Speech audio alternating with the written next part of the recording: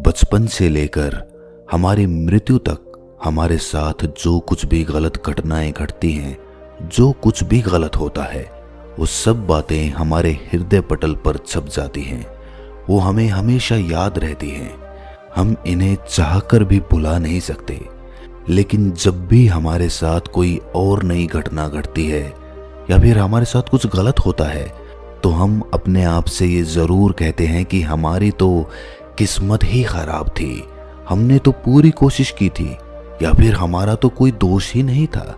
और जब हमारी किस्मत ही खराब है तो हम कर ही क्या सकते हैं। अगर आप भी यही सोचते हैं और यही मानते हैं तो आज की ये कहानी आपके लिए ही है।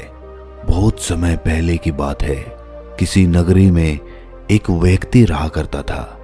वो अपनी किस्मत को लेकर बहुत रोया करता था। उसे लगता था कि उसकी किस्मत बहुत खराब है और भगवान ने ना जाने क्यों उसकी किस्मत ऐसी लिखी है। एक दिन वो व्यक्ति एक सड़क से होकर गुजर रहा था।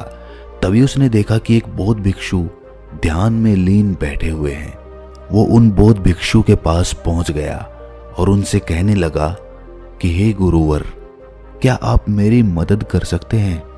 इस पर बौद्ध भिक्षु कहते हैं कि बताओ, तुम्हें क्या समस्या है और तुम यहाँ पर क्यों आए हो। वो व्यक्ति बौद्ध भिक्षु से कहता है कि हे गुरुवर, मैं बहुत दुखी हूँ, बहुत परेशान हूँ। मैं जो कुछ भी करता हूँ सब कुछ उल्टा ही हो जाता है। जो कुछ भी करने की कोशिश करता हूँ वो सब खराब हो जाता है। मेरे हाथों द्वारा किया हुआ हर काम पूरी तरह से बिगड़ जाता है। फिर चाहे मैं उस काम को कितनी भी अच्छी तरह से क्यों ना कर लूं, कितना भी मन लगाकर क्यों ना करूं, लेकिन वो काम कभी भी सफल नहीं हो पाता। मेरी किस्मत मेरा साथ ही नहीं देती है। और मैं आज इसीलिए आपके पास आया हूं। मैंने सुना है कि आप सभी समस्याओं का समाधान कर देते हैं, तो आज आप मेरी समस्या का समाधान कर दीजिए। मेरी इस फूटी किस्मत का कोई उपाय बताइए। मेरी किस्मत इतनी खराब क्यों है? क्या आप मेरी इस फूटी किस्मत का इलाज कर सकते हैं, इसे ठीक कर सकते हैं? वो बौद्ध भिक्षु उस आदमी की सारी बातें ध्यानपूर्वक सुन रहे थे और फिर वो बौद्ध भिक्षु उस व्यक्ति से कहते हैं, फूटी किस्मत, कहाँ है तुम्हारी फूटी किस्मत? और तुम्हें कैसे पता कि तुम्हारी किस्मत फूटी हुई है? इसका जवाब देते हुए वो आदमी बौद्ध भिक्षु से कहता है, अगर मेरे हाथों से कोई काम बन ही नहीं रहा है, मैं जिस काम को भी हाथ लगाता हूँ वो सारा काम बिगड़ जाता है। फिर मैं चाहे कितनी भी मेहनत क्यों ना कर लूँ, मैं चाहे कुछ भी कर लूँ, मैं किसी भी कार्य में सफल नहीं हो पाता। तो इसका क्या अर्थ हुआ? क्या मेरी किस्मत फूटी हुई नहीं है? जब मैं पैदा हुआ तो मेरे माता पिता गुजर गए। पास के ही एक अनाथ आश्रम ने मुझे गोद ले लिया था। मेरा पालन पोषण वहीं पर हुआ। और जब मैं बड़ा हो गया तो मुझे एक लड़की से प्रेम हो गया, लेकिन उस लड़की ने भी मुझे धोखा दे दिया। उस लड़की ने किसी और से विवाह कर लिया। ये सब देखकर मैं पूरी तरह से टूट चुका था। मेरा आत्मविश्वास पूरी तरह से बिखर चुका था। जैसे तैसे मेरे मित्रों ने मुझे संभाला। उन्होंने मुझे समझाया कि मुझे आगे बढ़ना चाहिए, मुझे इन सब चीज़ों को भूल जाना चाहिए। मैंने आगे बढ़ने की कोशिश की। मैंने अपने एक मित्र के साथ मिलकर एक छोटा सा व्यापार शुरू किया, लेकिन यहाँ पर भी मेरी किस्मत ने मेरा साथ नहीं दिया। मैंने जिसके साथ वो व्यापार शुरू किया था, मेरे उस मित्र ने सारा व्यापार मुझसे हड़प लिया और मुझे उस व्यापार से बेदखल कर दिया। मैं एक बार फिर से पूरी तरह से टूट चुका था। मेरे मन में अब केवल एक ही ख्याल था, मेरे इस तरह जीने का क्या अर्थ है? क्या मेरी किस्मत केवल धोखा खाने की है? क्या मुझे जीने का कोई हक नहीं? क्या मुझे खुशियां पाने का कोई हक नहीं? क्या मेरी किस्मत फूटी हुई नहीं है? क्या आप मेरी इस किस्मत को ठीक कर सकते हैं? इस पर वो बौद्ध भिक्षु उस आदमी से कहते हैं कि अच्छा ये बात है, तो बताओ कहाँ है तुम्हारी वो फूटी किस्मत?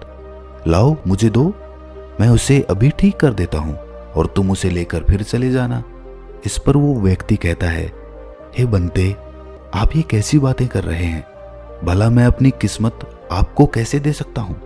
किस्मत कोई ऐसी चीज तो है ही नहीं कि मैंने निकाली और आपको दे दी। वो तो दिखाई तक नहीं देती है। क्या आप ये बात समझ पा रहे हैं कि आप क्या कह रहे हैं? इस पर उस बौद्ध भिक्षु ने कहा, जब तुम्हें किस्मत दिखाई ही नहीं देती और ना तुम इसे लेकर के घूम सकते हो, तो फिर तुम्हें कैसे पता कि तुम्हारी किस्मत फूटी हुई है? फिर तुम्हें कैसे पता कि तुम्हारी किस्मत खराब है?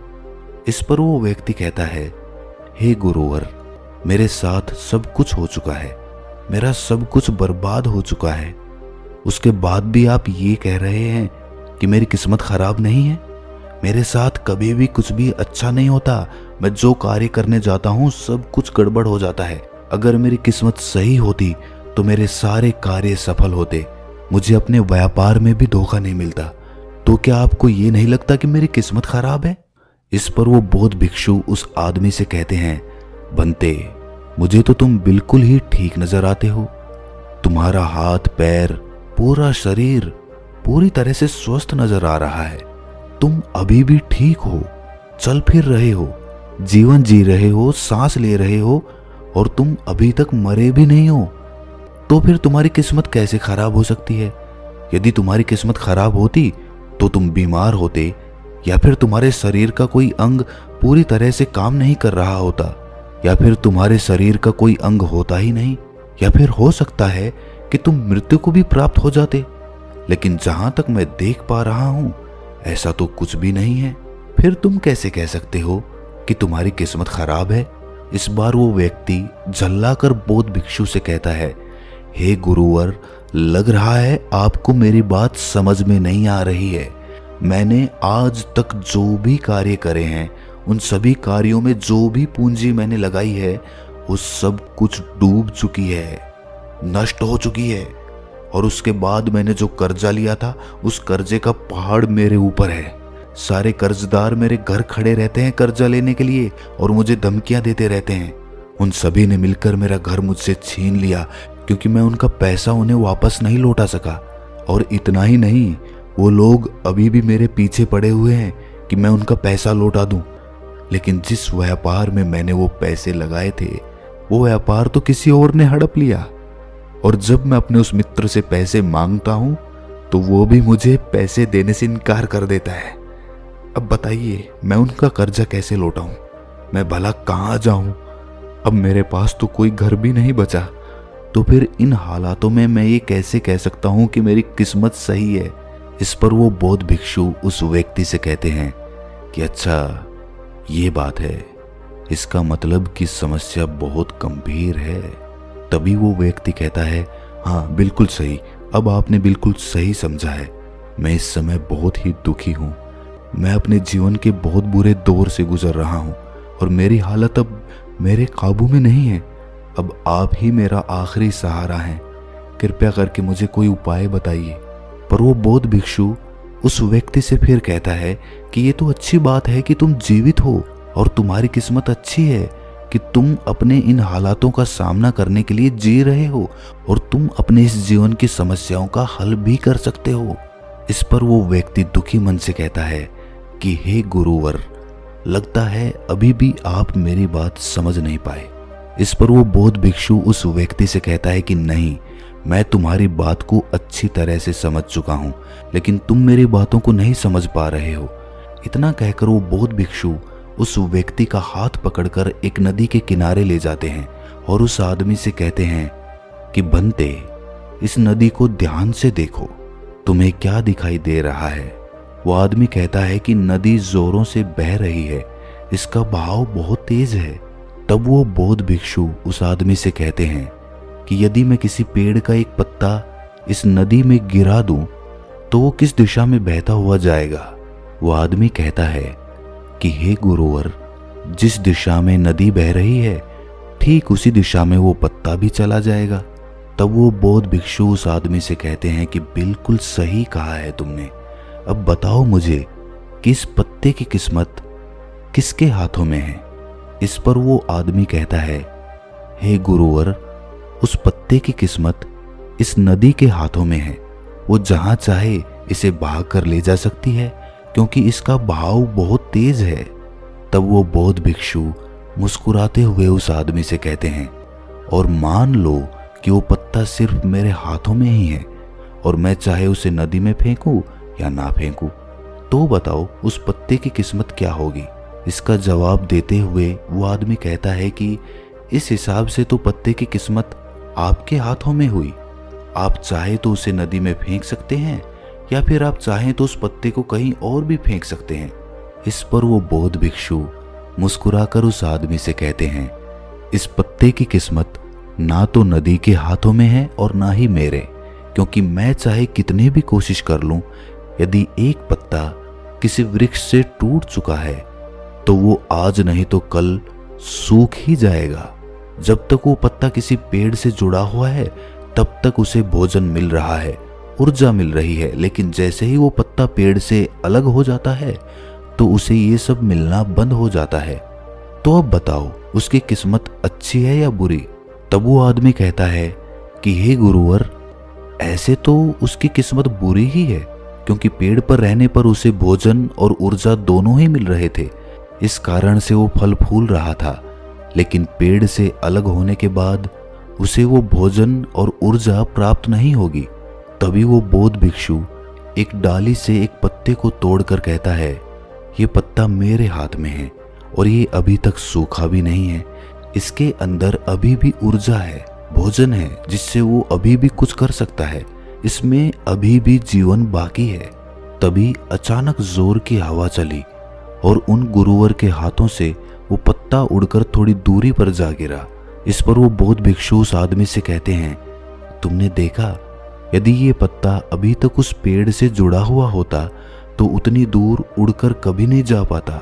आज ये पत्ता पेड़ से अलग होकर पूरी तरह से स्वतंत्र हो चुका है और इसने अभी अभी उड़ने का आनंद भी उठाया है, जो ये पेड़ पर रहकर कभी नहीं कर सकता था। इतना कहते हुए वो बौद्ध भिक्षु उस पत्ते के पास पहुंचे और उस पत्ते को उठाकर नदी में फेंक दिया और उस आदमी से कहा, इसकी किस्मत कैसी है? इस पर वो आदमी उन बौद्ध भिक्षु से कहता है, अब इसकी किस्मत बहुत अच्छी है, क्योंकि ये अब नदी में तैर रहा है, लेकिन अभी भी ये नदी के बहाव के साथ ही बहता हुआ जाएगा, इसे कोई रोक नहीं सकता। इसका जवाब देते हुए बौद्ध भिक्षु कहते हैं, ये पत्ता नदी में तैरने का आनंद जरूर ले रहा है, लेकिन साथ ही साथ ये अपने ऊपर ना जाने कितने ही छोटे छोटे जीव जंतुओं को बचाएगा, उनको जीवन दान देगा और ना जाने कितने ही जीव जंतुओं को ये एक किनारे से दूसरे किनारे तक पहुंचाने में उनकी मदद भी करेगा। इसके बाद वो बौद्ध भिक्षु फिर से उस आदमी से पूछते हैं कि अब बताओ पत्ते की किस्मत कैसी है? तो वो आदमी कहता है कि हे गुरुवर, अब तो इसकी किस्मत बहुत अच्छी है, क्योंकि ये किसी के काम आ रहा है और ये किसी का जीवन भी बचा रहा है, इसीलिए इसकी किस्मत तो बहुत अच्छी हो गई। पर मेरी किस्मत वो कैसे अच्छी होगी? ये तो आपने कुछ बताया ही नहीं। तब वो बौद्ध भिक्षु उस आदमी से कहते हैं कि मान लो कि तुम्हें इस नदी को पार करना है और तुम नदी में उतरते हो, तो पहले तुम मुझे ये बताओ कि तुम किस दिशा में अच्छी तरह से तैर सकोगे। इस पर वो आदमी जवाब देते हुए कहता है कि गुरुवर, जिस दिशा में नदी बह रही है उसी दिशा में तैरना आसान होगा और मैं उस दिशा में आसानी से तैरता हुआ चला जाऊंगा। उस आदमी की ये बातें सुनकर बौद्ध भिक्षु कहते हैं, और यदि मान लो कि तुम्हें इस नदी के बहाव के विपरीत दिशा में तैरना हो, तब तुम क्या करोगे? क्या तुम्हारी किस्मत तब भी अच्छी होगी? वो आदमी कहता है कि नहीं गुरुवर, तब तो मुझे और ज्यादा मेहनत करनी पड़ेगी, तब मेरी किस्मत भला अच्छी कैसे हो सकती है? उस आदमी का ये जवाब सुनकर वो बौद्ध भिक्षु उस आदमी से कहते हैं, और यदि मान लो कि तुम्हारे हाथ पैर नहीं है और फिर भी मैं तुम्हें कहूं कि तुम इस नदी की विपरीत दिशा में तैरकर अपने लक्ष्य तक पहुंचो, तब तुम्हारे मन में क्या ख्याल आएंगे और तुम्हारी किस्मत कैसी होगी? इस पर वो आदमी कहता है कि हे गुरुवर, अगर मेरे हाथ पैर ही नहीं होंगे तो मैं विपरीत दिशा में तैरकर अपने लक्ष्य तक कैसे पहुंचूंगा? अगर मेरे हाथ पैर सही सलामत होंगे तो हो सकता है कि मैं विपरीत दिशा में तैरकर अपने लक्ष्य तक पहुंच जाऊं, भले ही उसमें समय थोड़ा ज्यादा लगे, लेकिन यदि मेरे हाथ पैर ही नहीं होंगे तो भला मैं कैसे पहुंचूंगा? तो ऐसे में मेरी किस्मत तो और ज्यादा बुरी हो गई। तब वो बौद्ध भिक्षु उस आदमी से कहता है कि अब तुम्हें ये समझ में आया कि तुम्हारी किस्मत अभी भी अच्छी है, पहले भी अच्छी थी और आगे भी अच्छी ही रहेगी।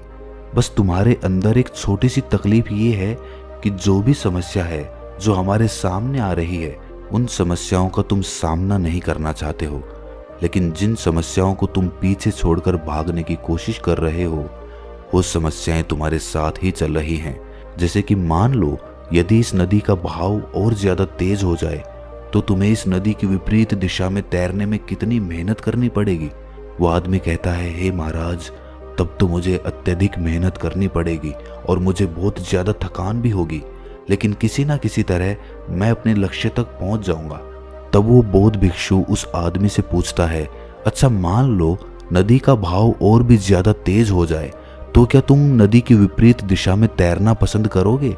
वो आदमी कहता है, नहीं नहीं गुरुदेव, मैं तो इस नदी में उतरने का सोचूंगा भी नहीं, विपरीत दिशा में तैरना तो दूर की बात रही।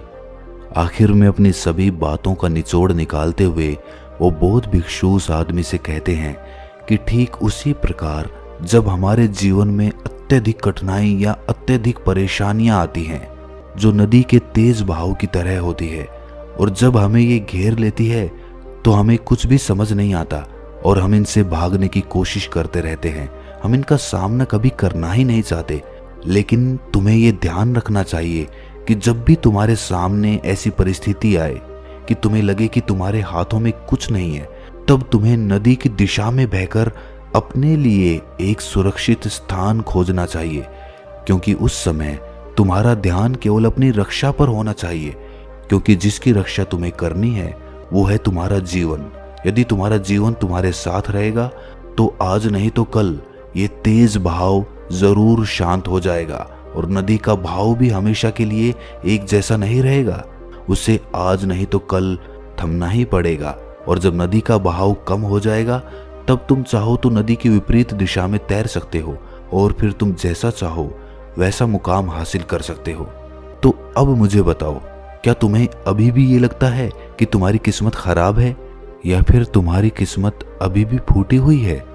ये कहकर वो बौद्ध भिक्षु जोर जोर से हंसने लगते हैं, और ये सुनकर वो आदमी भी जोर से मुस्कुरा उठा और उनसे कहता है कि हे गुरुवर, आप सही कहते हैं, मेरी किस्मत पहले भी अच्छी थी, आज भी अच्छी है और आगे भी अच्छी ही रहेगी।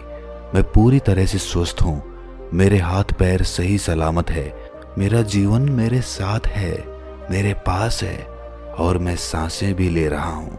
हाँ, मेरे पास घर नहीं बचा, लेकिन फिर भी अभी मेरे पास कुछ पैसे बचे हैं, खाने के लिए भोजन है, पहनने के लिए अच्छे कपड़े हैं, जिनकी मदद से मैं एक बार फिर से अपने उन मुकामों को हासिल कर सकता हूँ। जो चला गया बुद्धिमान उसका शोक नहीं करते और आने वाले कल की चिंता कर्मयोगी नहीं करता। अगर मैं बीते हुए कल के शोक में डूब गया तो मैं कभी आगे नहीं बढ़ पाऊंगा। मुझे वो सब कुछ चाहिए जो मैं पाना चाहता हूँ, मैं उसकी तलाश में अब आगे बढ़ना चाहता हूँ, मैं वो सब प्राप्त करना चाहता हूँ और मैं वो प्राप्त करके ही रहूंगा, क्योंकि अब मैं उस पेड़ से अलग हो चुका हूँ जो मुझे बांधे हुए थी, मुझे रोके हुए थी। लेकिन अब मैं उस पेड़ से अलग हो चुका हूँ और अब मेरे पास एक ऐसा सुनहरा मौका है जिससे मैं अपने जीवन को संवार सकता हूँ, उसे निखार सकता हूँ। इतना कहकर वो आदमी उस बौद्ध भिक्षु को प्रणाम करता है और अपने मार्ग पर आगे की ओर निकल पड़ता है, और वो बौद्ध भिक्षु भी अपनी राह पर आगे चल पड़ते हैं। अगर ये कहानी आपके दिल को छू गई तो इस चैनल को सब्सक्राइब करके नोटिफिकेशन बेल को जरूर प्रेस कर देना। ये कोई ऑर्डर नहीं।